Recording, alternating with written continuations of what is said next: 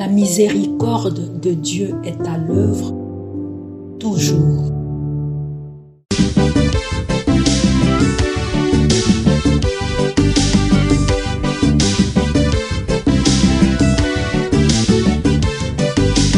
Biblia, buku ya bomoi, buku ya bwanyae, emayele, ekokolisa boya bibwa biso. Biblia, buku ya bomoi, buku ya bwanyae, emayele, ekokolisa. Le Seigneur est tendresse et pitié, lent à la colère, plein d'amour. La bonté du Seigneur est pour tous, sa tendresse pour toutes ses œuvres. Au nom du Père et du Fils et du Saint-Esprit. Amen.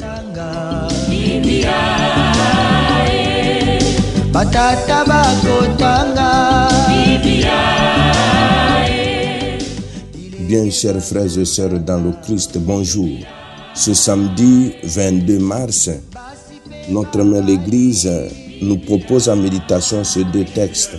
La première lecture est tirée du livre du prophète Michée au chapitre 7, du verset 14 au verset 15, puis du verset 18 au verset 20.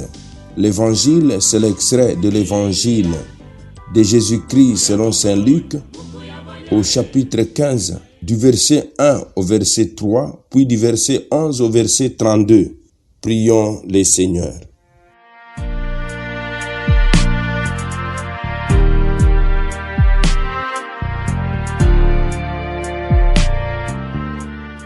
Par ta grâce, tu nous guéris, Seigneur, et tu nous donnes déjà les biens du ciel, alors que nous sommes encore sur la terre. Dirige toi-même notre vie de chaque jour et conduis-la jusqu'à cette lumière où tu veux nous accueillir. Par Jésus, le Christ notre Seigneur. Amen.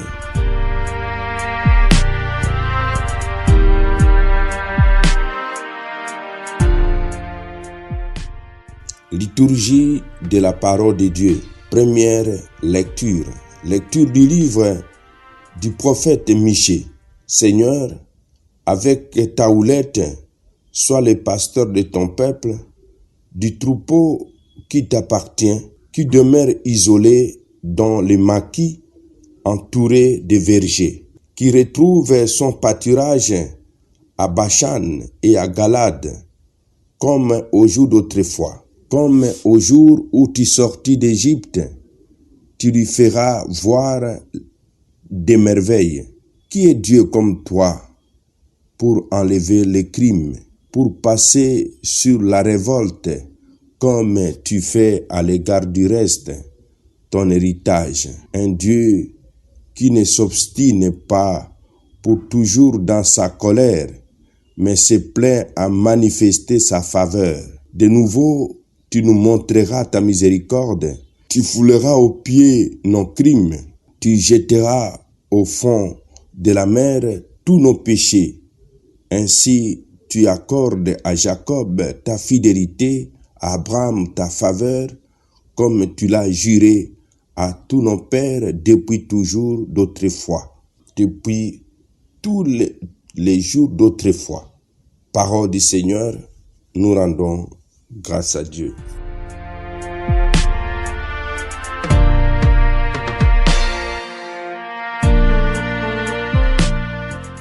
Tu jetteras au fond de la mer tous nos péchés.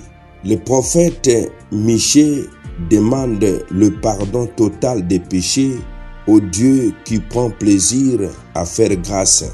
Mais c'est dans l'évangile de ces jours que Jésus révélera le vrai visage du Père miséricordieux. Évangile de Jésus-Christ selon saint Luc. En ce temps-là, les publicains et les pécheurs venaient tous à Jésus pour l'écouter. Les pharisiens et les scribes récriminaient contre lui. Cet homme fait bon accueil aux pécheurs, il mange avec eux. Alors Jésus leur dit cette parabole. Un homme avait 2 fils. Le plus jeune dit à son père, « Père, donne-moi la part des fortunes qui me revient. Et le père leur partagea ses biens. Peu de jours après, le plus jeune rassembla tout ce qu'il avait et partit pour un pays lointain où il dilapida sa fortune, amena une vie de désordre. Il avait tout dépensé quand une famine survint dans ce pays et il commença à se trouver dans les besoins. Il alla s'engager auprès d'un habitant de ce pays qu'il envoya dans ses champs garder les porcs. Il aurait bien voulu se remplir le ventre avec les gousses que mangeaient les porcs, mais personne ne lui donnait rien. Alors il entra en lui-même et se dit: combien d'ouvriers de mon père ont du pain en abondance? Moi ici je meurs de faim. Je me lèverai, j'irai vers mon père et je lui dirai: Père, j'ai péché contre le ciel et envers toi. Je ne suis plus digne d'être appelé ton fils. Traite-moi comme l'un de ses ouvriers. Il se leva et s'en alla vers son père. Comme il était encore loin, son père l'aperçut et fit saisi de compassion.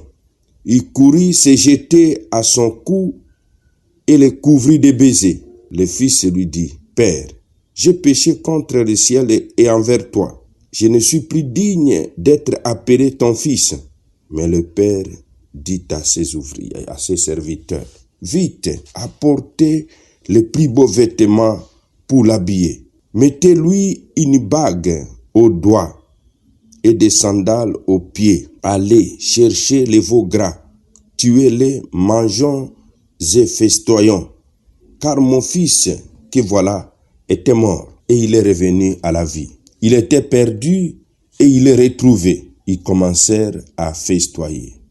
Or le fils aîné était au champ. Quand il revint et fut près de la maison, il attendit la musique et les danses.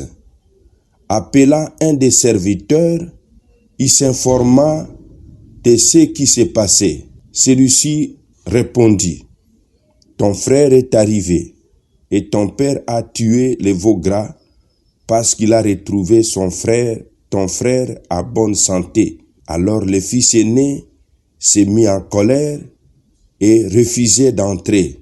Son père sortit le supplier, mais il répliqua à son père: il y a tant d'années que je suis à ton service sans avoir jamais transgressé des ordres, et jamais tu ne m'as donné un chevreau pour festoyer avec mes amis. Mais quand ton fils, que voilà, est revenu après avoir dévoré ton bien avec des prostituées, tu as fait tuer pour lui le veau gras. Le père répondit: toi, mon enfant, tu es toujours avec moi, et tout ce qui est en moi est à toi. Il fallait festoyer et se réjouir, car ton frère que voilà était mort, et il est revenu à la vie. Il était perdu, et il est retrouvé. Acclamons la parole de Dieu.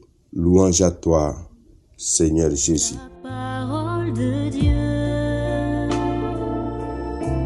sainte et infinie.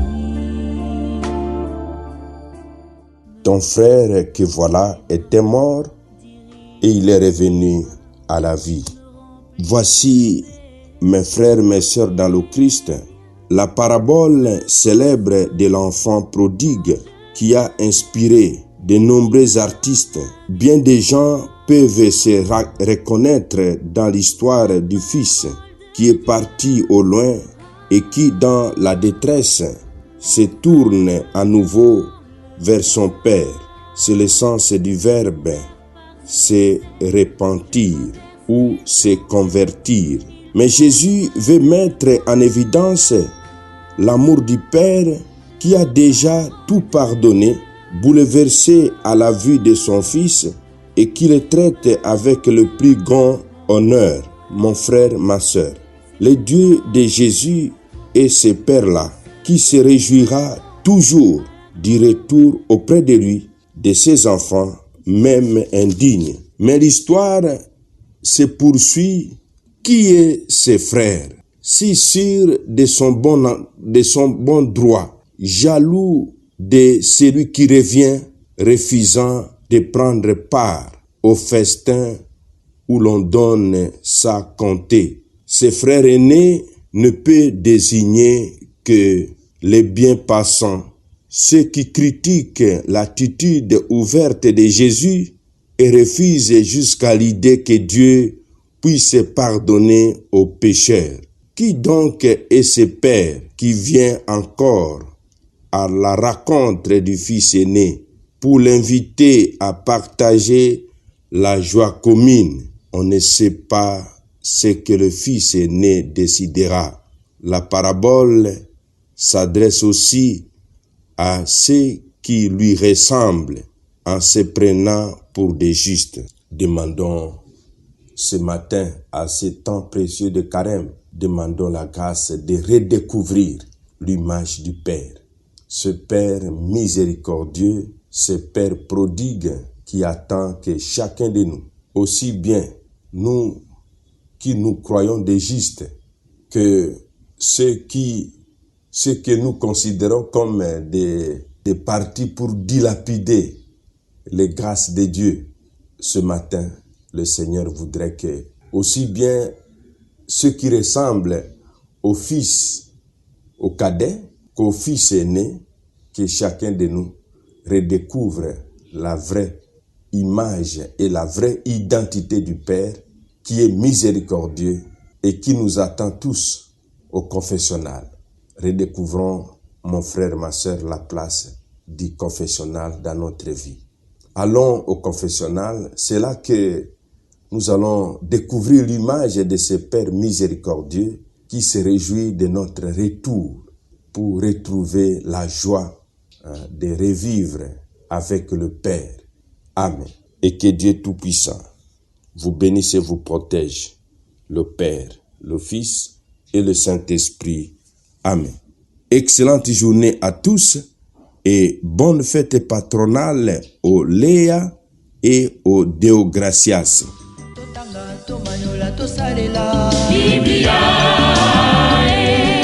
na mabota tokotanga Biblia, na masanga tokotanga Biblia, oh bipai biso Biblia, buku ebombi makanisi manzambe Biblia, buku ya kokabola na baninga Biblia, buku ya kobomba na se ya mbeto te o Biblia, Biblia.